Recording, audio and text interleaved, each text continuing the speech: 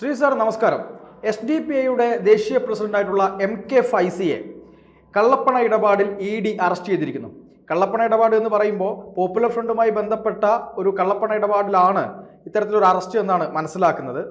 ഈ PFIയെ നിരോധിച്ച ശേഷം പല ആളുകളും ചോദിച്ചിരുന്നു, SDP-യും അതുപോലുള്ള ഒരു സംഘടന തന്നെയല്ലേ, എന്തുകൊണ്ട് നിരോധിക്കുന്നില്ല എന്നൊരു ചോദ്യം ഉയർന്നിരുന്നു. പക്ഷേ ആ സമയത്തും പറഞ്ഞത് അതൊരു രാഷ്ട്രീയ സംഘടനയാണ്, അത് തെരഞ്ഞെടുപ്പ് കമ്മീഷനാണ് നിരോധിക്കേണ്ടത് എന്നൊരു വാദമുണ്ടായിരുന്നു. ഇത്തരം ചില ആവശ്യങ്ങളുടെ പുറത്ത് ഈ അടുത്ത് ഈ വഖഫ് സംരക്ഷണ റാലിയും ഒക്കെയായി ബന്ധപ്പെട്ട് ചില മുദ്രാവാക്യങ്ങളൊക്കെ SDP-യുടെ ഭാഗത്തും ഉയർന്നിരുന്നു. കേന്ദ്രം എന്തായാലും രണ്ടും കൽപ്പിച്ച് തന്നെ ഒരു ഈ SDP-യെ പൂട്ടുക എന്ന നിലയിലേക്ക് തന്നെയാണോ പോകുന്നത്? നോക്കൂ, ഇത് നിർബന്ധമായും നമ്മൾ മനസ്സിലാക്കേണ്ടിയിരിക്കുന്ന ഒരു കാര്യമാണ്. കാരണം കേരളത്തിൽ പലപ്പോഴും ഇത്തരത്തിലുള്ള പല നിരോധിത സംഘടനകൾ അവർ ഏതൊക്കെ രീതിയിലത്തേക്കുള്ള പ്രശ്നങ്ങളാണ് ഇവിടെ ഉണ്ടാക്കിയിട്ടുള്ളത് എന്നതിനെപ്പറ്റി സമഗ്രമായിട്ടുള്ള ഒരു ചർച്ച ഉണ്ടായിട്ടുണ്ടോ എന്ന കാര്യത്തിൽ സംശയമാണ്. പലപ്പോഴും രാഷ്ട്രീയമായിട്ട് മാത്രമാണ് ഇത്തരത്തിലുള്ള കാര്യങ്ങളെ നമ്മൾ സംസാരിക്കാറുള്ളത്, നമ്മൾ സമീപിക്കാറുള്ളതും. ഇപ്പോൾ ഒരു സംഘടന നിരോധിക്കപ്പെടുന്ന സമയത്ത് രാഷ്ട്രീയമായിട്ട് അതിനെ എതിർക്കുന്ന ആൾക്കാരും അതിനെ അനുകൂലിക്കുന്ന ആൾക്കാരുമുണ്ട്. മറിച്ച് ആ സംഘടന ഏതൊക്കെ തരത്തിലാണ് ഒരു വിധ്വംസക ശക്തിയായി പ്രവർത്തിച്ചത് എന്നും നമ്മുടെ രാജ്യത്തിൻ്റെ അഖണ്ഡതയ്ക്ക്, നമ്മുടെ രാജ്യത്തിൻ്റെ സാമ്പത്തിക സുരക്ഷതയ്ക്ക് ഒക്കെ തന്നെ ഏത് രീതിയിലത്തേക്കുള്ള ഭീഷണിയാണ് അവരുടെ ഭാഗത്തു നിന്നുണ്ടായത് തുടങ്ങിയ കാര്യങ്ങളെപ്പറ്റി അധികമാരും തന്നെ ചർച്ച ചെയ്യാറില്ല. പലപ്പോഴും വാർത്തകളിലും മറ്റ് ലേഖനങ്ങളിലും ഒക്കെ തന്നെ ഇതിൻ്റെ ഒരു പാസിംഗ് മെൻഷൻ എന്ന രീതിയിലത്തേക്ക് പറയുന്നു എന്നതിനപ്പുറത്തേക്ക് കൂടുതലായിട്ട് എല്ലായ്പ്പോഴും ആൾക്കാർ കോൺസെൻട്രേറ്റ് ചെയ്യുന്നത് അതിൻ്റെ രാഷ്ട്രീയ വശം സംസാരിക്കുന്നതിലാണ്. അപ്പോൾ ഇങ്ങനെയുള്ള ഒരു സംഘടനയെ സംബന്ധിച്ചിടത്തോളം അതിൻ്റെ ഫണ്ടിങ് എവിടെ നിന്നാണ്, ഏതൊക്കെ മാർഗ്ഗങ്ങളിലാണ് അവർക്ക് ഫണ്ട് വരുന്നത്, എന്ത് ലെജിറ്റിമസിയിലാണ് അവർ ആ പണം ഇവിടെ സ്വീകരിക്കുന്നത്, എന്ത് കാര്യത്തിനാണ് ഇത് ചെലവഴിക്കുന്നത് തുടങ്ങിയ നിരവധി കാര്യങ്ങളുമായി ബന്ധപ്പെട്ടിട്ടുള്ള സമഗ്രമായിട്ടുള്ള ഒരു അന്വേഷണത്തിൻ്റെ ആവശ്യകത ഇവിടെ ഉണ്ടായിരുന്നു. ഇപ്പോൾ PFI നിരോധിക്കപ്പെടുന്ന സമയത്താണെങ്കിലും ഒരുപക്ഷെ അന്ന് ആൾക്കാർ തന്നെ ചിന്തിച്ചിരുന്ന, ഒരുപക്ഷെ പറഞ്ഞിരുന്ന, അതായത് ഈ സാമ്പത്തികമായിട്ടുള്ള ആസ്പെക്റ്റിനെ പറ്റി പറഞ്ഞിരുന്ന ആൾക്കാർ പോലും അന്ന് സൂചിപ്പിച്ചിരുന്ന ഒരു കാര്യം ഈ സംഘടനയുടെ ധനാഗമ മാർഗങ്ങളെക്കുറിച്ചും അത് ഏതൊക്കെ മാർഗങ്ങളിലാണ് അതിനെ ചെലവ് അഴിക്കുന്നത് എന്നതിനെക്കുറിച്ചും അതേപോലെ തന്നെ ഇതിൻ്റെ സ്ട്രാറ്റജി ആരാണ് ഫോം ചെയ്യുന്നത് എന്നതിനെക്കുറിച്ചും ഒരു ചെറിയ ഗ്രൂപ്പിന് മാത്രമേ അറിവുള്ളൂ എന്നാണെന്ന് പറഞ്ഞിരുന്നത്. എന്ന് വെച്ചാൽ അതിൻ്റെ ഒരു കോർ ലീഡർഷിപ്പ് അകത്തായി കഴിഞ്ഞാൽ പിന്നീട് ഈ സംഘടന എങ്ങനെയാണ് നടത്തേണ്ടത് എന്നതിനെപ്പറ്റി അതിൻ്റെ ഒരു അലകും പിടിയും ഒന്നും കിട്ടാത്ത, അതിൻ്റെ ദിശാബോധം കിട്ടാത്ത മറ്റുള്ള ആൾക്കാരാണ് ഇതിൻ്റെ പ്രവർത്തകരായിട്ടുള്ള ആൾക്കാർ. കാരണം സാമ്പത്തികമായിട്ടുള്ള കാര്യങ്ങളും തന്ത്രപരമായിട്ടുള്ള കാര്യങ്ങളും എല്ലാം തന്നെ ഒരു ചെറിയ കോർ ഗ്രൂപ്പാണ് തീരുമാനിക്കുന്നത് എന്നാണെന്ന് പറഞ്ഞിരുന്നത്. അതുകൊണ്ട് തന്നെ ഈ കോർ ഗ്രൂപ്പിനെ ക്രാക്ക് ഡൗൺ ചെയ്യുക, അതിലുള്ള ആൾക്കാരെ അറസ്റ്റ് ചെയ്യുക, അവരെ തടവുകാരായിട്ട് വയ്ക്കുക, അവരെ ചോദ്യം ചെയ്യുക തുടങ്ങിയ കാര്യങ്ങളെല്ലാം തന്നെ ഇവിടെ നടന്നിട്ടുണ്ട്. പിന്നെ നടക്കാൻ സ്വാഭാവികമായിട്ട് സാധ്യതയുള്ളത് പയ്യെ ഇത് ട്രിക്കിൾ ഡൗൺ ചെയ്തിട്ട് മറ്റുള്ള ആൾക്കാരിലേക്ക് എത്തുന്നു. ആ ആൾക്കാർ എത്രത്തോളമാണ് ഇങ്ങനെയുള്ള സാമ്പത്തിക ഇടപാടുകളിലൊക്കെ തന്നെ ഏർപ്പെടുന്നത് തുടങ്ങിയ കാര്യങ്ങളുമായി ബന്ധപ്പെട്ട വളരെ സമഗ്രമായിട്ടുള്ള ഒരു അന്വേഷണമാണ്. ഞാനിപ്പോൾ മനസ്സിലാക്കുന്നത് ഒരുപക്ഷെ ആ തരത്തിലുള്ള ഒരു അന്വേഷണം കേന്ദ്ര ഏജൻസികളുടെ ഭാഗത്തു നിന്ന് അതിശക്തമായിട്ട് നടക്കുന്നുണ്ട്. അതിൻ്റെ ഭാഗമായിട്ടാണ് ഒരുപക്ഷെ ഇത്തരത്തിലുള്ള ക്രാക്ക് ഡൗണുകൾ ഉണ്ടാകുന്നത്. അപ്പോൾ നമ്മളിവിടെ നോക്കിക്കഴിഞ്ഞാൽ വലിയ രീതിയിലത്തേക്കുള്ള ഒരു സാമ്പത്തിക കുറ്റകൃത്യം നമുക്കിതിൽ കാണാൻ കഴിയുന്നുണ്ട്. അങ്ങനെയുള്ള സാമ്പത്തിക കുറ്റകൃത്യങ്ങളെ കൃത്യമായി നിയന്ത്രിക്കുക, അതിന് തടയിടുക എന്ന രീതിയിലത്തേക്ക് സംവിധാനം ഇപ്പോഴും പ്രവർത്തിക്കുന്നുണ്ട് എന്നുള്ളത് ആശ്വാസകരമാണ്.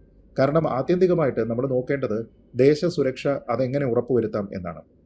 അപ്പോൾ ദേശസുരക്ഷ ഉറപ്പുവരുത്തുന്ന സമയത്ത് കേവലം ഒരു ആസ്പെക്റ്റിൽ മാത്രമല്ല ചിന്തിക്കേണ്ടത്, സാമൂഹ്യ സുരക്ഷ എന്ന രീതിയിലത്തേക്ക് മാത്രമല്ല, സാമ്പത്തിക ഭദ്രത, സാമ്പത്തിക സുരക്ഷ എന്നീ കാര്യങ്ങളെപ്പറ്റി കൂടി നമ്മൾ അന്വേഷിക്കേണ്ടതാണ്. അങ്ങനെ സാമ്പത്തിക സുരക്ഷയുമായി ബന്ധപ്പെട്ട കാര്യങ്ങൾ പരിഗണിക്കുമ്പോഴാണ് ഇത്തരത്തിലുള്ള കള്ളപ്പണ ഇടപാടുകൾ, ലെജിറ്റിമേറ്റ് അല്ലാത്ത ട്രാൻസാക്ഷൻസ്, ഇങ്ങനെയുള്ള കാര്യങ്ങൾ നടക്കുന്നത്. അതിനെ ക്രാക്ക് ഡൗൺ ചെയ്യുക എന്ന് പറയുന്നത് ദേശസുരക്ഷയുമായി ബന്ധപ്പെട്ട കാര്യമാണ്. അതുകൊണ്ട് അങ്ങനെയുള്ള തീരുമാനങ്ങളുമായി മുന്നോട്ട് പോവുകയും കേവലം രാഷ്ട്രീയമായിട്ട് മാത്രം ഒരു സംഘടനയുടെ നിരോധനത്തെയോ പിന്നീടുള്ള ആൾക്കാരുടെ പ്രവർത്തനത്തെയോ സമീപിക്കാതിരിക്കുക എന്നത് കേന്ദ്ര സർക്കാരിൻ്റെ ഭാഗത്തു നിന്ന് ഉൾപ്പെടെ ഉണ്ടാകുന്ന ഏറ്റവും മാതൃകാപരമായിട്ടുള്ള തീരുമാനങ്ങളും നടപടികളുമാണ് എന്നാണ് ഞാൻ കാണുന്നത്.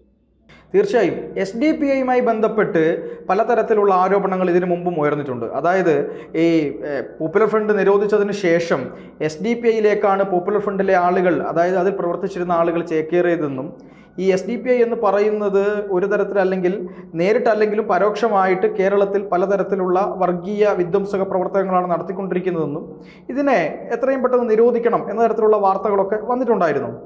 ആ തരത്തിലേക്ക് പോകുന്നതിൻ്റെ ആദ്യ പടിയായിട്ടാണോ അല്ലെങ്കിൽ ഈ കേന്ദ്രം ഈ ഒരു നീക്കം നീങ്ങിയിരിക്കുന്നത്?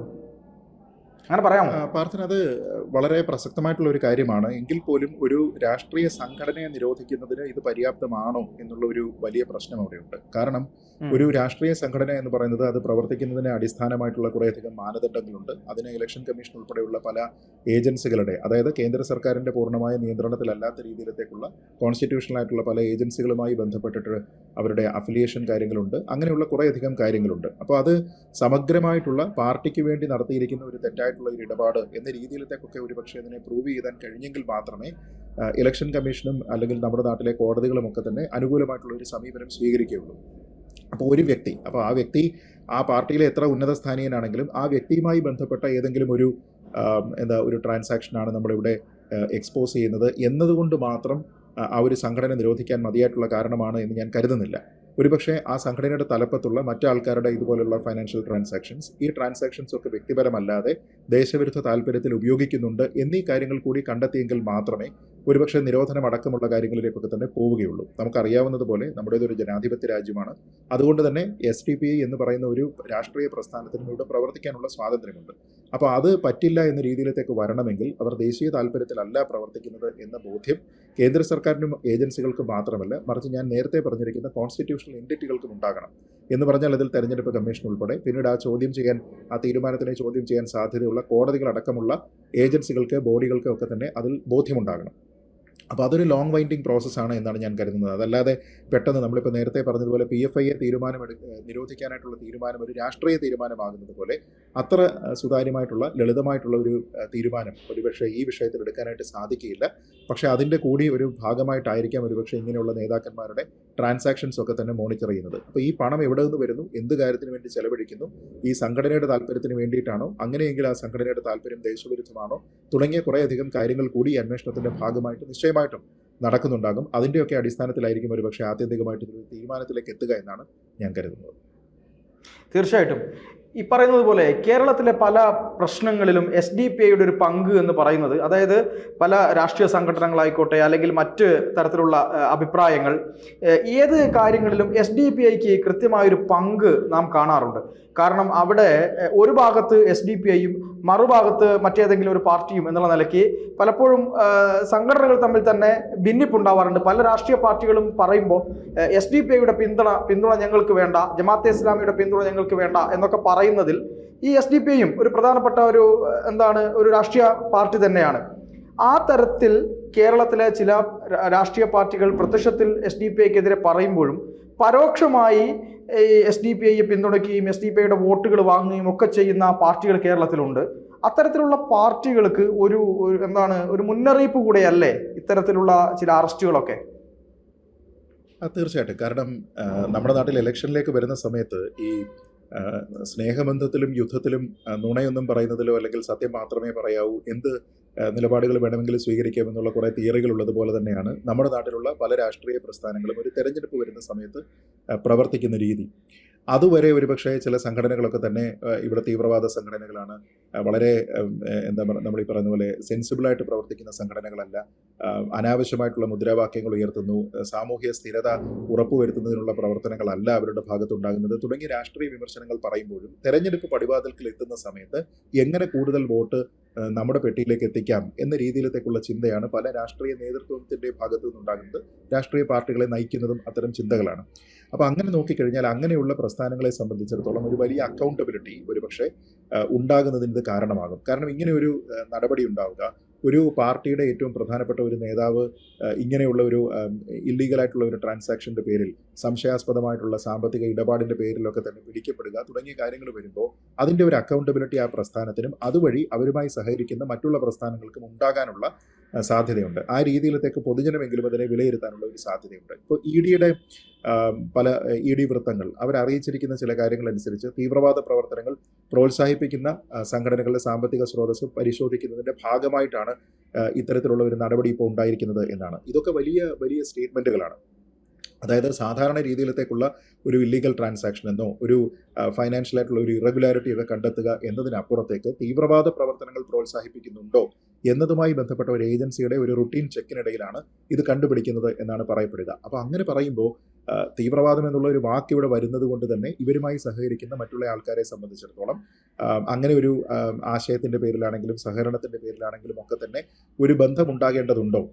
വോട്ട് വാങ്ങുക എന്നുള്ള കേവല ലക്ഷ്യത്തിൽ മാത്രമായിട്ട് പ്രവർത്തിക്കേണ്ടതുണ്ടോ? അതിൻ്റെ ഒരു എക്സ്റ്റൻഡ് ലൈബിലിറ്റി നമുക്ക് കൂടി കിട്ടുകയില്ലേ? തുടങ്ങിയ രീതിയിലത്തേക്കുള്ള ഒരു വേക്കപ്പ് കോൾ പോലെ ഒരുപക്ഷെ ഇത് പ്രവർത്തിക്കാനുള്ള സാധ്യതയുണ്ട്. ഞാൻ ഒരുപക്ഷെ കരുതുന്നത് നമ്മുടെ നാട്ടിലുള്ള രാഷ്ട്രീയ പ്രസ്ഥാനങ്ങൾക്ക് കുറച്ചുകൂടി അക്കൗണ്ടബിലിറ്റി ഉണ്ടാകേണ്ടതാണ്. പലപ്പോഴും രാഷ്ട്രീയ വിഷയങ്ങൾ പറയുന്ന സമയത്തും ചില വിഷയങ്ങളിലൊക്കെ തന്നെ എതിർക്കുകയും ചിലതിലൊക്കെ ഒന്നിച്ചു നിൽക്കുകയും ഒക്കെ ചെയ്യുമ്പോൾ അതിനൊക്കെ അപ്പുറത്തേക്ക് തെരഞ്ഞെടുപ്പ് വരുന്ന സമയത്തേക്ക് പിന്തുണ തേടാനായിട്ട് പോകുമ്പോൾ ഇതുവരെ പറഞ്ഞിരിക്കുന്ന പല പ്രസ്താവനകളെയും മറക്കുകയും മുമ്പ് നമ്മളെല്ലാവരും തന്നെ ഒരു പായൽ കിടന്ന് ഒരു പാത്രത്തിലുണ്ടാണ് കഴിഞ്ഞത് തുടങ്ങിയ കാര്യങ്ങളെപ്പറ്റിയൊക്കെ തന്നെ മറക്കുകയോ അല്ലെങ്കിൽ ആ സമയത്ത് പുതുതായിട്ടുള്ള ചില പ്രാക്ടീസുകൾ സാധിച്ചെടുക്കാനായിട്ട് നോക്കുകയോ ഒക്കെ ചെയ്യുന്ന ഒരു പ്രവണതയുണ്ട്.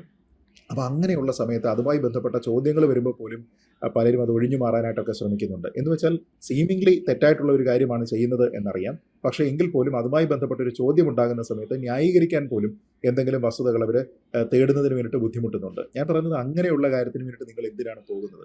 നിങ്ങളുടെ താല്പര്യം, നിങ്ങളുടെ രാഷ്ട്രീയം സംശുദ്ധമാണെങ്കിൽ, അത് ദേശീയ താല്പര്യത്തിലാണെങ്കിൽ നിങ്ങൾക്ക് ചെയ്യേണ്ടുന്നത് നിങ്ങളുടെ ആശയം മുന്നോട്ട് വെച്ചുകൊണ്ട് അതുമായി ചേർന്ന് പോകാൻ പറ്റുന്ന രീതിയിലത്തേക്കുള്ള വ്യക്തികളെയും പ്രസ്ഥാനങ്ങളെയും സഹകരിപ്പിക്കുക എന്നുള്ളതാണ്.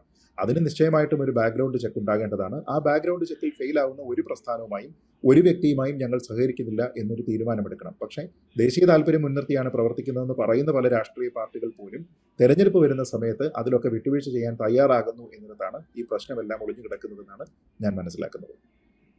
അതുതന്നെയാണ്. എന്തായാലും കൂടുതൽ അന്വേഷണങ്ങൾ നടക്കട്ടെ. ആരൊക്കെയാണ് പ്രതികൾ, മറ്റുള്ളവർ തെറ്റ് ചെയ്തിട്ടുണ്ടെങ്കിൽ അല്ലെങ്കിൽ സംഘടനാപരമായി തന്നെ എന്തെങ്കിലും നടപടി എടുക്കേണ്ടതുണ്ടെങ്കിൽ അങ്ങനെ എന്തായാലും രാജ്യസുരക്ഷയ്ക്ക് തന്നെ ആദ്യ പരിഗണന എന്ന നിലയ്ക്ക് തന്നെയാണ് സർക്കാരും കേന്ദ്ര ഏജൻസികളും മുന്നോട്ട് പോകുന്നത്.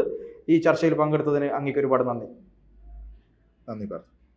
കൂടുതൽ വാർത്തകളും വിശേഷങ്ങളും നിങ്ങളിലേക്ക് എത്താൻ ABC മലയാളം സബ്സ്ക്രൈബ് ചെയ്യുക, ബെൽ ബട്ടണും അമർത്തുക.